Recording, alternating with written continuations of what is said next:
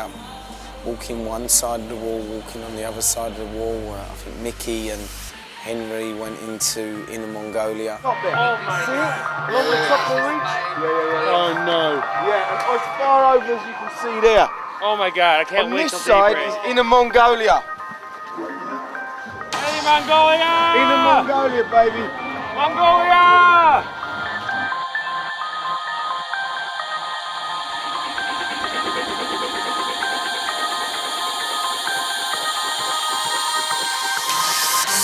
People say, oh, Michael Jackson's coming out. Yeah, it is the Michael Jackson, not that Michael Jackson. He's got a real nose, you know. Hey, he's got a real nose, big real nose.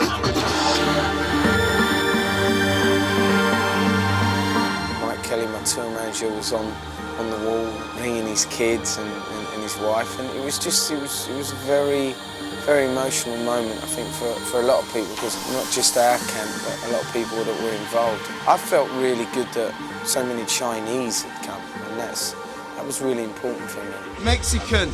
People flown in from Mexico. Mexico? Where are you from? France. We have France here. China. A world gathering. Backdrop the wall.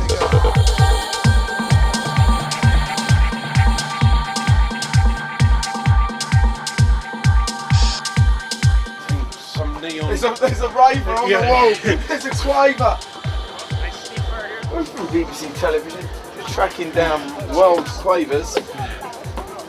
Easy with the light there. When you gotta go, huh? Yeah, but how fucking far does this go?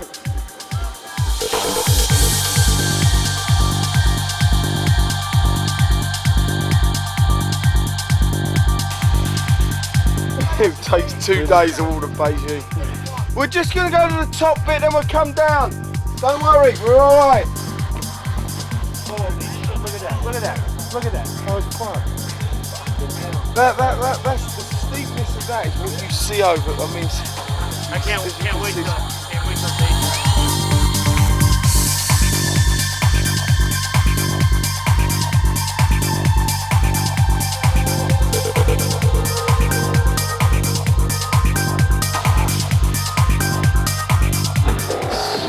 It's great. It's really great to be here. It's okay. It's okay. We'll be alright.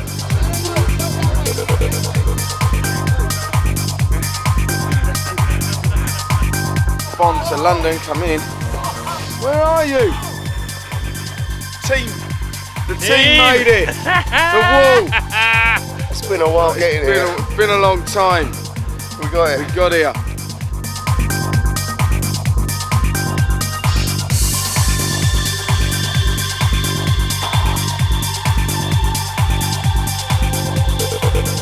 Due respect, it's not like clubs in the West where we are extremely well organised and we know what we're doing, so it was always going to be a little bit raw and ready, and I kind of knew that. I was actually surprised how good the setup was.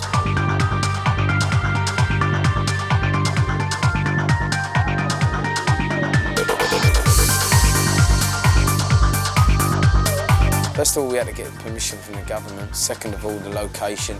We had to bring generators up for the lights, generators for the sound. We had to organise food and beverage, but certainly people wanted that. The security were the army. There was a lot of organisation that went into doing a party on the Great Wall of China.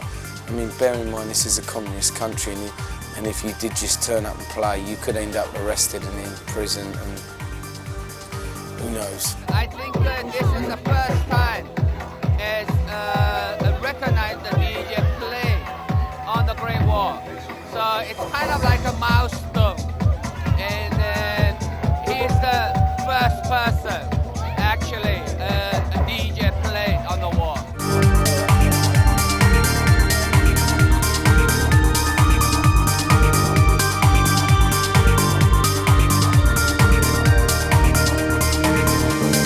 And then what were the elements of SARS, and I felt like we was really up against it. Everyone involved, not just myself, but everyone involved to kind of pull it off, more so the people who lived there. I was really happy and I felt honoured just to be a part and be invited to do a show like that.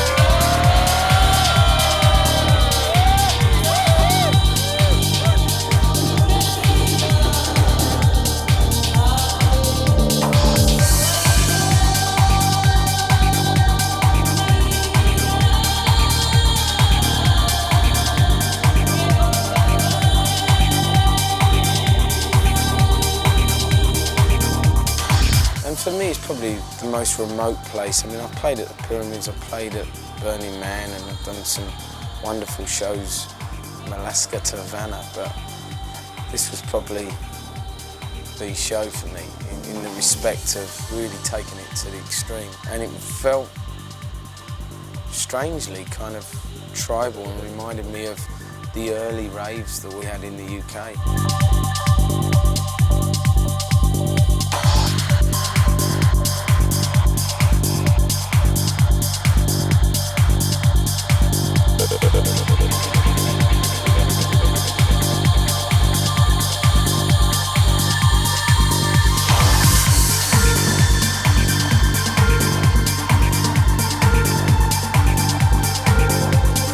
Personal kind of achievement and the people I met on the wall, from the Chinese, which were wonderful, and I never really expected to be the Westerners from South Africa, America, a couple of Northerners, which was great to see them.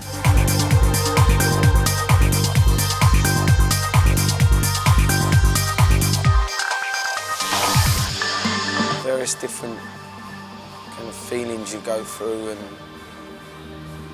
getting too corny, the whole spiritual side of it was quite moving, really. I mean, especially with the Chinese in the East, as you learn their ways. And for instance, it poured a rain kind of halfway through the night, and I was kind of panicking in the respect that the equipment, the records, the obvious things that you do that might dampen down a night if you're a Westerner. You know, Chinese people, we like rain. Why? Because we see the rain is like a coming money, it's like a water.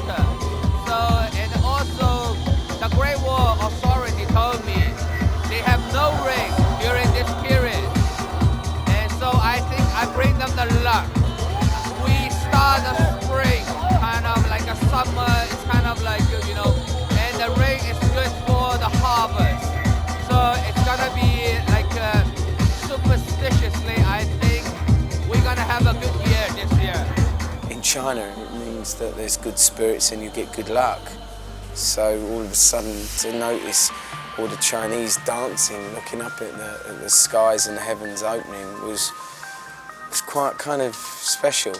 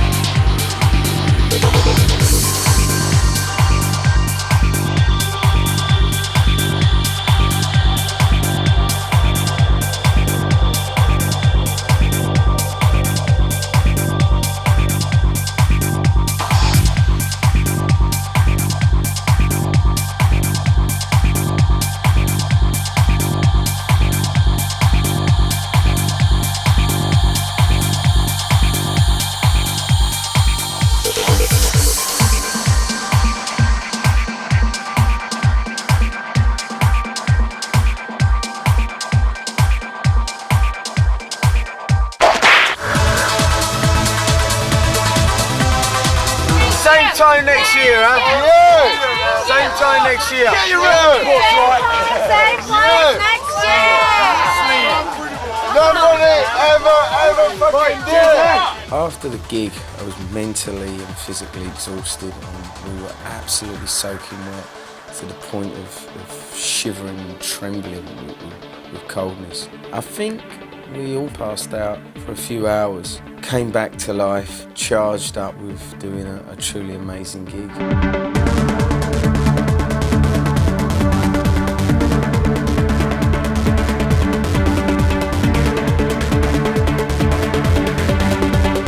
That was absolutely fantastic.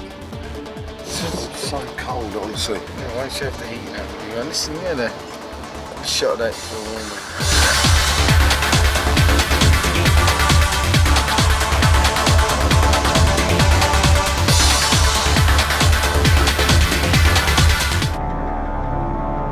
Fucking bed, man. What you doing, man?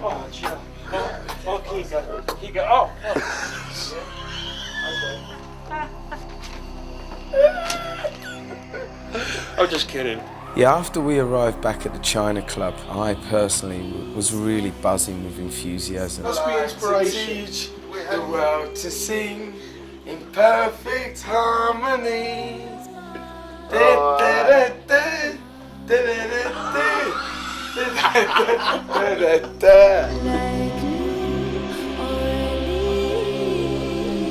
So what's happened here now is all these records are soaking wet. So it's a case of airing the records. In my room. In Michael's room, we've actually been blow drying the records, which sounds strange because the last time I was blow drying records was on a U2 tour when my records fell on the floor. In my room. After it was pouring rain in Michael's room. And here we are again, years later, doing the same thing.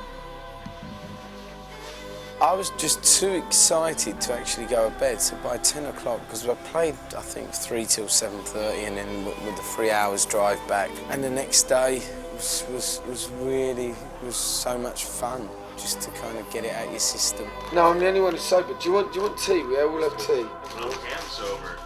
I'm the only one that's sober. No, no.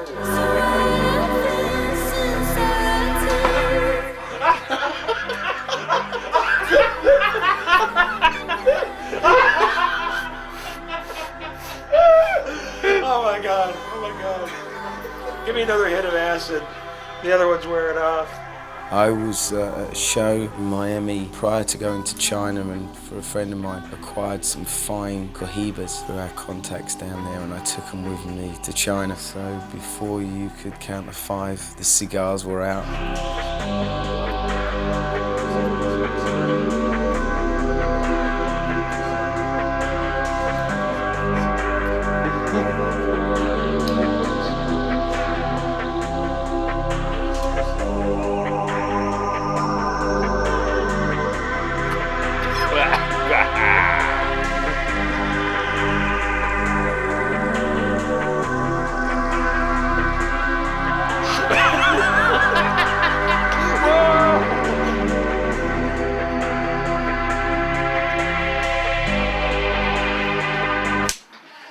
So messed up. Somebody's gonna die. The reason why we have bikes, right, is because the square is so big that, if you believe me, if you're walking this, you are going to be. Give it 15 minutes, it's going to be over.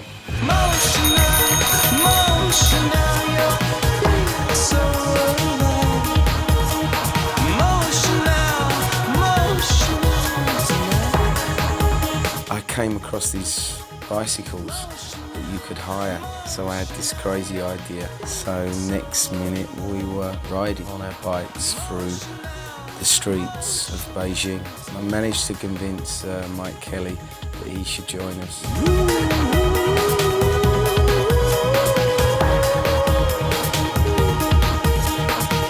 Within 40 minutes of being on the bike, he had a puncture, and for a small period of time looking around, trying to figure out where we could get this tyre replaced. I have a flat tire. Kelly, swap bike. Swap bike. Come.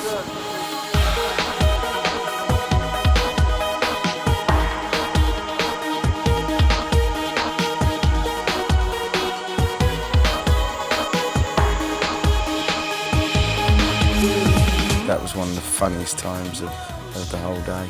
I was just cruising down the road, and all of a sudden I heard clackety clack, clack, clack, and I looked down, and it was getting kind of hard to ride, and it just didn't seem right, and that's what happened.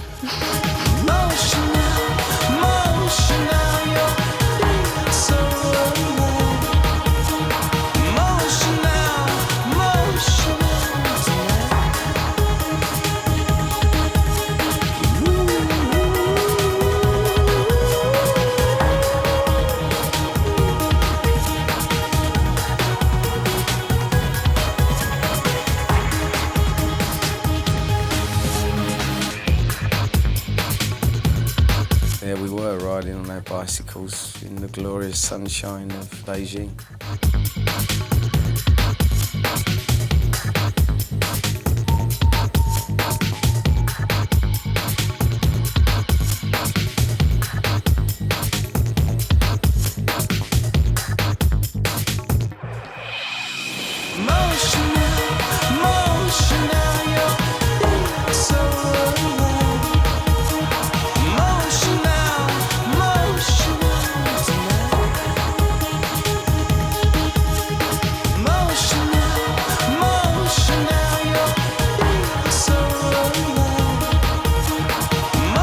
So feeling inflated, we headed off to Tiananmen Square, which was amazing. We got there and first of all, you weren't allowed to drive bicycles around, so as you can imagine, we did. So we were charging around the square, which is vast, with the Chinese police in chase. I think they caught up with Mickey Jackson first of all, and we all took note and frantically got off our bikes. So we need to go straight for the square, right? Okay. So we go down there, and we do it right.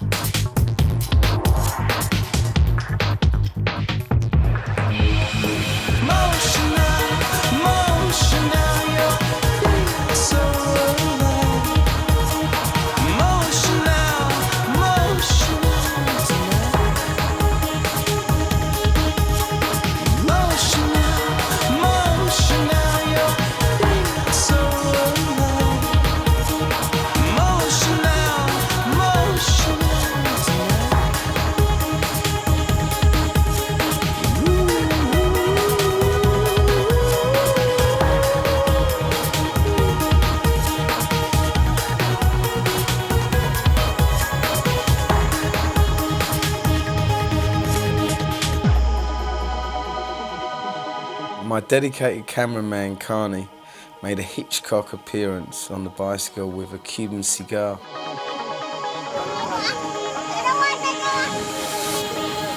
Terribly sorry, gone the wrong way, what? From then onwards, we were on foot, heading towards a place where we could, at that time, get some refreshments, which was an 11 o'clock stop in the morning for some good old Chinese beer.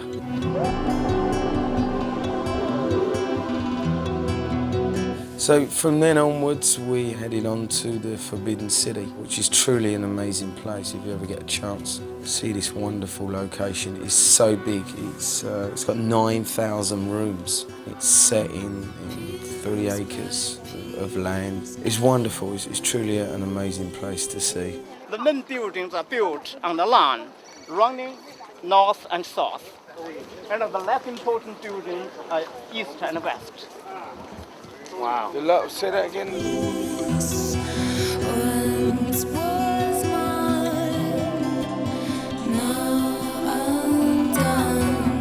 As we went into the Forbidden Palace, we came across an area on the right-hand side where tourists could dress up as Emperor Ming. And someone came up with a bright idea of Mike Kelly should lead us into charge and we should participate in dressing up. So I joined them and there we were, standing there by this time midday in the glorious sunshine, dressed up as three idiots, Chinese emperors, enjoying the surroundings. So here we are, Sunday afternoon after the Great Wall of China. There's a mirror. Mirror. Now, Hello. yeah. Oh, excellent. Oh, no. What? What? Right. Paul!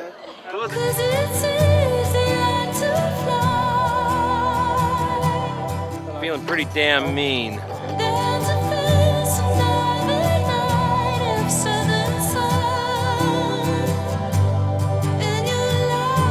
When we finally picked up the pictures, we were told by the guy that the one of Mike Kelly was a really beautiful picture. So from that day onwards, Mike has taken a little bit of stick.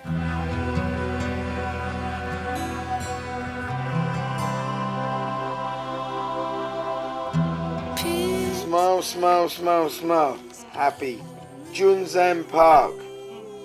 Next to the Forbidden Palace is one of the biggest parks in Beijing. On my way from Shanghai to Beijing, I was reading an article in a newspaper that it was the right time for tulips, for the blossom of tulips, and there was over 1 million tulips in this park. So it was my bright idea, while we were on our last legs, to end up in this park.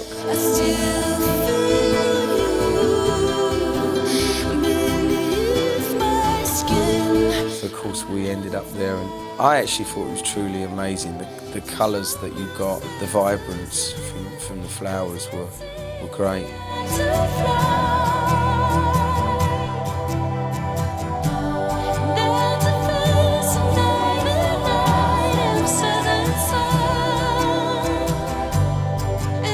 Part of the park was this pond area, which we suddenly, Mickey Jackson came up with the idea, let's get on the boats, and next minute we were out on the boats paddling away, and yeah, that was funny.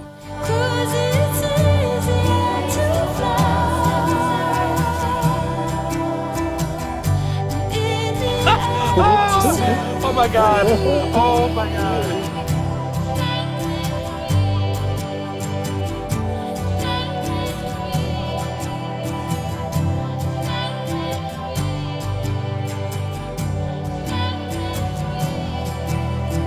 Hard to put in words. First time today I look back at the footage after taking 2 days to kind of sleep it off. We certainly stayed up for a long time. What?